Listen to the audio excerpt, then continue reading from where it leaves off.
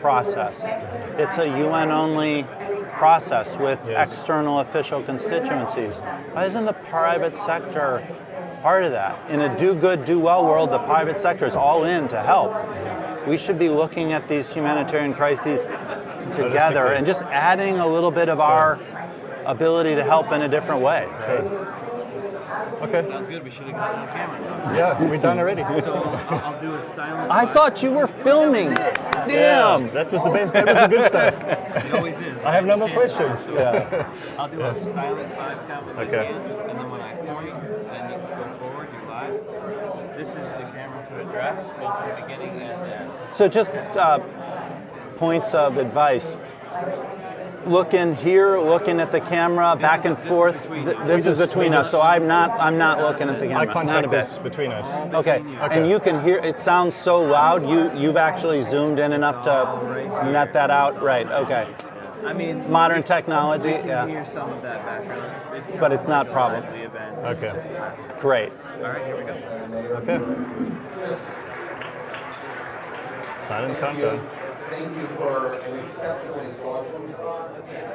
And here's my silent 5 count. Expertise in modern communication because you're responsible for private sector. We're sitting here today with Mr. Jay Collins, who is the Vice Chair of Corporate and Investment Banking at Citi. And he's been telling me a fascinating story about how big capital and finance is helping refugees. And I'd love to hear more about that. Great. I think at Citi, we're convinced in this do good, do well model that as we look at the Sustainable Development Goals, we look at the refugee crisis in the world, that the private sector really has a role. And I think our perspective is that we can help young people develop pathways to employment. This should be about giving jobs and less about giving aid, about transitioning, training, entrepreneurship that can help take some of these refugees out of the camps. I had the honor of being with Save the Children this year in Bangladesh with the Rohingya, the IDP camps in Somalia, and in Jordan with the Syrians. And these young children, they need hope, then they need livelihood. And that will really be about how the private sector can help transition them to a paycheck, to give them work. When you think of big finance, most people think of Wall Street, big investment banks. Why would a group like Citi become involved in a humanitarian cause? So we have a foundation, like so many others, that gives to great causes, and we give to many refugees and vulnerable peoples in host countries where we're present in 100 countries, makes a difference. But actually, post the Sustainable Development Goal announcements, businesses are actually embedding, like our partnership with Unilever, I'll tell you about, in our core values in core business, it's good to do good and well at the same time. That can be done as a fundamental proposition. And so it is good business. Good values and impact on society and helping to change the world for the better is actually good business at the same time. We have a project with IRC, the International Rescue Committee, a long-standing organization that is under David Miliband's leadership, working with us on how we can rescue futures. It's really about reaching into some of these countries where the refugees are present, training them, helping them with entrepreneurship, job creation. We're working with the Tent Foundation, which is Hamdi Ulakaya's organization. I'm on his board. Again, a leader that's just embedded values and giving into the core fundamentals of how he does business. But Tent is all about how we can help companies employ vulnerable people and refugees. So these kinds of projects, they're more than just foundation giving. They're fundamental to helping the communities where Citi is actually on the ground. And we will do good and do well at the same time. You were telling me earlier that it's more about forward-looking. Charity in the past and philanthropy used to be a one-way giving, and that's where it ended most of the times. It seems as if business has embedded values in it, as you've mentioned, but with a view to the future and sustainability. So how do you ensure that what you're doing continues for the next 10, 20, 50 years? Well, first of all, it's about partnerships and it's about ecosystems, networks. Because no one company and no one government can do this alone. And so you build these networks. Let's take, again, a project that we're working with the IRC on how do we help cities use best practices to be able to absorb refugees and vulnerable peoples. That requires a network effect. It requires learning and transferring of best practices. So we're working with some 30 cities around the world on what are the best doing, what can we do and learn from each other. And it's those ecosystems, if you will, within a city of not just the public sector alone, but public sector with the private sector, global experience with the local experience, figuring that out and then sharing it. And that's part of this methodology of what we're endorsing. There's another project that we are doing with Unilever, with the Overseas Development Institute.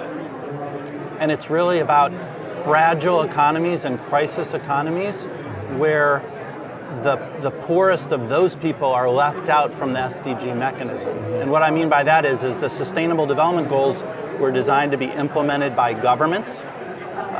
And so when you have a fragile or crisis government, the process through which the SDGs gets pushed down and through it's not there. So Unilever, who really has probably one of the best practice do good, do well companies in the world, that have embedded these values into their corporate culture, has worked with us with the Overseas Development Institute to really see what can we do without those governments pushing the SDGs, where the private sector, foundations, NGOs can come in and see if we can make up the difference. And there'll be an announcement later this week on that. Right. And you rightfully said that collaboration seems to be a new way of doing business these days. Are you finding willing partners when you venture out on these projects of yours? Absolutely. I think there's some, to be honest and fair, there's some cultural gaps. There's some trust issues that we're working through. When you have a private sector company sit down at the table with a humanitarian organization and talk about how they can help, we've got to establish trust amongst each other, but we're getting there, and we're seeing just change every day in the trenches, on the ground. I mentioned Save the Children, again, just sitting there brainstorming about what could a private sector company really do differently, or how would we think about it in a space that's been purely humanitarian organizations for a very long time. So yes, it's new, yes, it challenges us, but that is the future. Right. And you're one of those rare executives who don't just write out checks to support a cause. You've actually been to the refugee camps and seen firsthand. Could you share some of the insights and what really impacted you the most?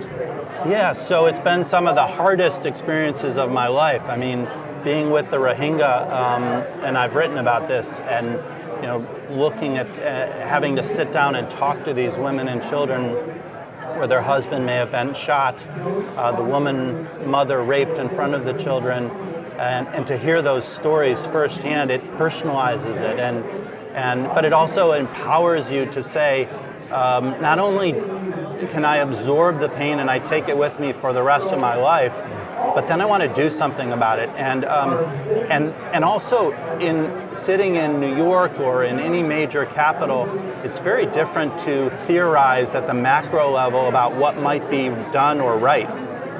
If you don't understand really what's growing on the ground in these camps and why things are not working or what is working, and you don't kick the tires of the reality on the ground, then how can you sit back here and talk about it with any credibility? So we're all about, that's why we're global and local. We're about being on the ground, and our local executives are as involved as I am in trying to make a difference. And what's next for Citi in regard to the financing of refugee projects? So excited about, I'll make an announcement this afternoon with Hamdi Ulukaya and the Tent Organization, which I'm not going to front run, but you can follow me at jcollinssays on Twitter and Citi, and you'll hear about that. Our project with the International Rescue Committee is a 2-year project, so every day that's building momentum and we're doing new things. And then in countries where we're on the ground and we're part of the host community, we're every day exploring new ways that we can make a difference. Fantastic. It seems like you're doing a very good job of it. Well, thank you. Thank you, Jay. Thank you. Appreciate nice it. talking to you. Thank you.